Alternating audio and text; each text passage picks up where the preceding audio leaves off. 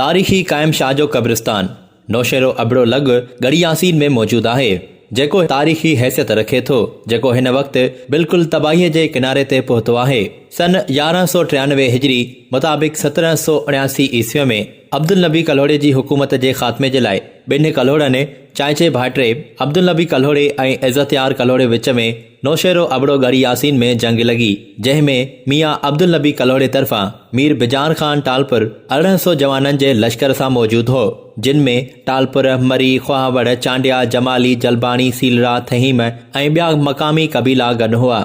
जॾहिं त मियाँ इज़्ज़तयार कल्होड़े जी मदद लाइ अफ़गानिस्तान जे बादशाह तैमूर शाह पंहिंजो कमांडर महफूज़ ख़ान अफ़गान 30,000 पठाननि जे लश्कर सां मोकिलियो हो, जिन विच में हिते जंग लगी। इन कब्रिस्तान बाबति वधीक तारीख़ जे ॼाणू साईं नज़ीर शाकिर कुझु हिन रीति ॿुधायो।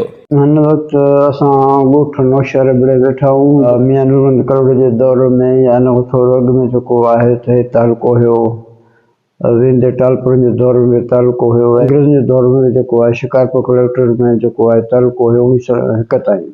हे जेको आहे त क़दीम हिकु तारीख़ी मक़ाम आहे, शहर आहे, ॻोठ आहे, इलाइक़ो आहे। हिन जो क़दीम जेको नालो आहे उहो जलालपुर हो, जंहिंखे जलाल ख़ान अबड़ो जेको हिन वक़्तु कमारनि जो वॾो हो, उन जेको आहे त 1650 जे दौरान जेको आहे हिन जो बुनियादु विधो ऐं पोइ थोरो फिटी वियो। उनखां पोइ हुन जो पुटु फ़तेह ख़ान जेको आहे उनखे ॿीहर आबाद कयो। पोइ आबाद जो कयईं त वरी अबड़नि जो नओं शहर जे नाले सां उनखे जेको आहे त क़ाइमु कयईं। उहो हाणे नालो अञा त हिन वक़्तु मौजूदु आहे। 1901 में अंग्रेज़नि जेको आहे त हिनखे तालुको ख़तमु कयो। उनखां पोइ जेको आहे त वरी तालुके जेके ऑफिसूं हुयूं 1909 ताईं गढ़ी यासीन मुंतक़िल थी विया, त हाणे यूनियन काउंसिल हैसियत रखे थो। हिन में जेका हिकिड़ी अहम शइ आहे त हिन में कोर्ट हो जेको टालपुर जे दौर जो वज़ीर आज़म हुओ वलीउल्लाह ख़ान लवारी आहे, उन हिनखे कोर्ट ॾियारियो हो जेको 1796 जे दौरान जेको आहे त कोर्ट जेको आहे हिनखे मौजूदु हुयो। आख़िरी चांटका परगिणे जेको आहे त ॻोठ हुयो। हिन वॻे जेको आहे त पठाण जो शिकारपुर हुयो, उहो पठाण जो इलाइक़ो हो। हिते जेके आहिनि त इज़्ज़तयार ख़ान वारा या ॿिया जेके कल्होड़ हाकिम हुया, अब्दुल नबी वारा, उहे हिते रहंदा हुआ। त हिन में अब्दुल नबी ऐं इज़्ज़तयार ख़ान पाण चाचो भाइट हुआ। पोइ इज़्ज़तयार ख़ान खे जेको आहे तैमूर शाह अफ़गानिस्तान जे हाकिम जेको अमीर बिजार टालपुर जे हवाले सां जेको आहे त बाबर दुरानी जी जेको फ़ौज हुई, उहा जेका हिन वक़्तु सिंध जेका आहे वाह हुआ, उन में ॿियनि जे ज़रिए अची जिते हाणे मुंगर वाह हुआ हिते अची बीठा, झेड़ो हिते लॻो। इन में जेके हज़ारे माण्हू मारिजी विया। उन में जेके बोही कुबनि में जेके थई मान या जल जेको आहे ॿिया जेके क़बर आहिनि, उहो उन में टालपुर हुआ। कुझु ॿियनि इलाइक़नि जा जेके ज़मींदार हुआ वॾा, उहे हिन में शामिल हुआ, वॾा शहीद थी विया।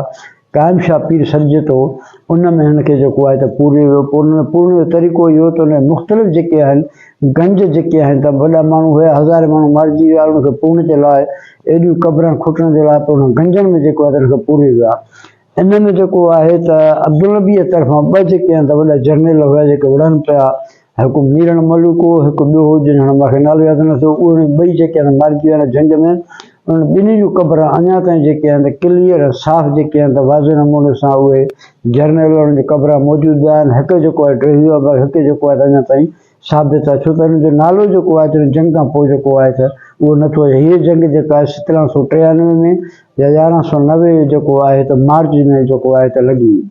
इन सॼे जंग जेको आहे त सैयद साबित अली शाह करबलाई पंहिंजे मंज़ूम किताब ज़फ़रनामे में जेको आहे त नौशहर अबड़ो जी जंग जे हवाले सां जेको आहे हिकु मुकमिल शेर जेको आहे फ़ारसी हुन ते मंज़ूम में लिखियो अथई। उन में सॼे जंग जो अहवाल, उन में जिन सरदार जेके आहिनि विढ़िया, कंहिंजे तरफ़ां विढ़िया, जंग किथे लॻी ऐं केरु मारिजी विया, केरु बहादुरी ॾेखारे, उन जूं क़बरां किथे आहिनि, सॼो जेको वाक़ियो जेको आहे ऐनी शायदि चओ या जेको तारीख़ रिकॉर्ड आहे उहो शेर में जेको आहे मौजूदु आहे किताब ज़फ़रनामे में।